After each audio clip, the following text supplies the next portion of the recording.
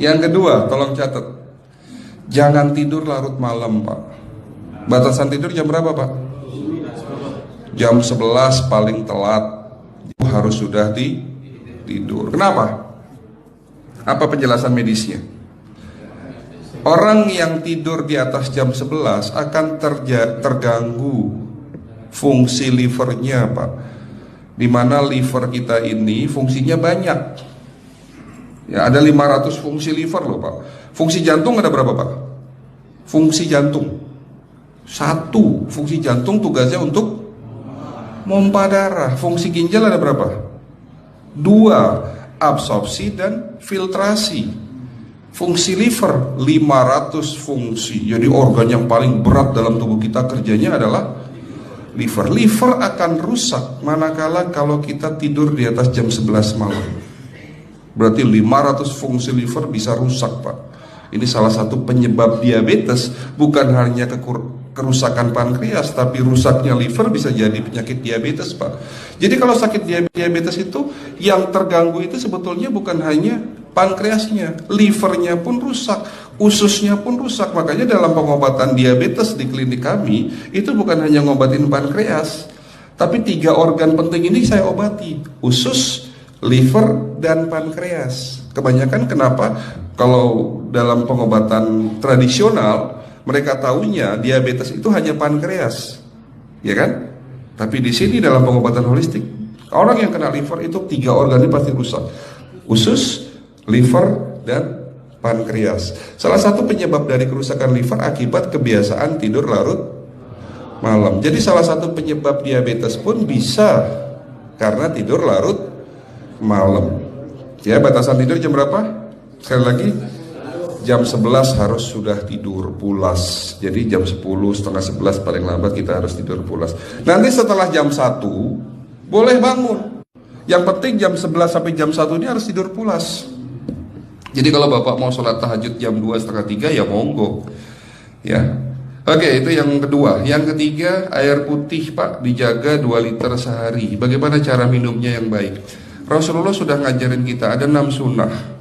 Harus duduk, pakai tangan kanan, seteguk demi seteguk, membaca basmalah di saat minum, diakhiri dengan alhamdulillah, kan begitu. Ya, pagi hari minum 1 gelas, bangun tidur sebelum sholat subuh. Setelah sholat subuh boleh teh, tapi juga dibilas dengan 1 gelas air putih. Sebelum mandi nanti, Pak, minum air hangat. Kalau Bapak mandinya pakai air dingin boleh, tapi sebelum mandi minum air hangat biar tubuh kita ini jangan terlalu dingin di saat kita kena air dingin. Sampai maghrib pastikan 2 liter sudah masuk dalam tubuh kita. Malam mau tidur, tolong perhatikan Ibu ya, malam mau tidur jangan banyak-banyak minum. Nggak boleh minum malam itu segelas sampai 2 gelas mau tidur. Cukup seteguk 2 teguk saja. Karena kalau sampai kita minum mau tidur 1 gelas besar, ginjalnya malah rusak, Pak. Ya.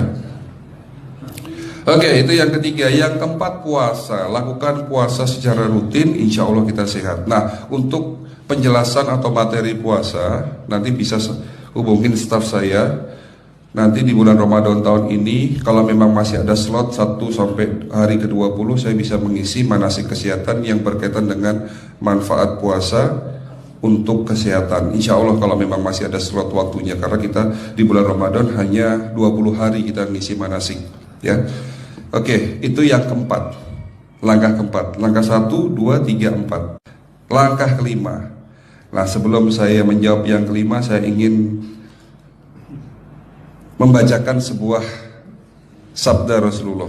Rasulullah bersabda, di dalam tubuhmu ada segumpal daging. Jika segumpal daging itu sakit, akan sakitlah seluruh tubuhmu. Dan jika segumpal daging itu rusak, akan rusaklah seluruh tubuhmu. Apa itu segumpal daging? Segumpal daging itu adalah hati. Tapi ternyata yang dimaksud Rasulullah itu bukan liver, Pak. Yang dimaksud Rasulullah adalah hati kita, roh kita, jiwa kita, perasaan kita. Kalau hati kita rusak, kita banyak penyakit hati, iri, dengki, sombong, takabur, dan sebagainya. Penyakit fisik akan muncul dalam tubuh kita. Ya tidak ada orang stres itu sehat, betul tidak Pak? Tidak ada orang yang suka marah-marah itu sehat, betul tidak? Bahkan Rasulullah menganjur senyum adalah ibadah. Senangkan orang lain, permudah urusan orang lain, insya Allah kita sehat.